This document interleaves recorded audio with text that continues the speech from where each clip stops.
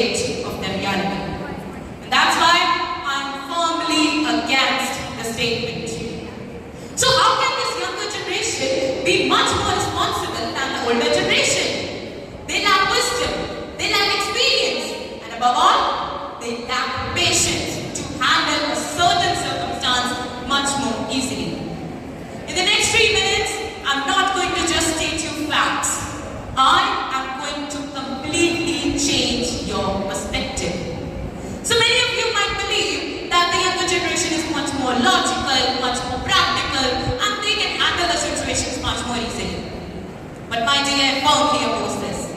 I believe that even if they might be practical, they might be logical, but they are completely disconnected from their roots. They lack the ethics. My opponent claims that by the young generation's logical reasoning and the practicality and the clear thinking, they can easily conquer this world with that mindset. But today, we are here to debate a policy, not a sentiment. My opponent explained in 3 minutes that how a young generation can handle this world. But if you really believe that, then justify this. Why do we seek our elders' advice when we think that everything in our life is just collapsing and everything is just over? Why do we really feel safe and secure after hearing our elders' advice and wise words?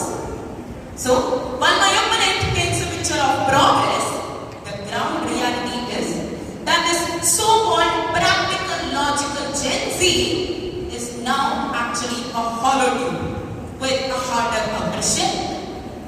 While this younger generation produced the bricks to form a building, it's the older generation who provides the cement to join it. Our older generation is indeed much more wiser and experienced in their ways, and they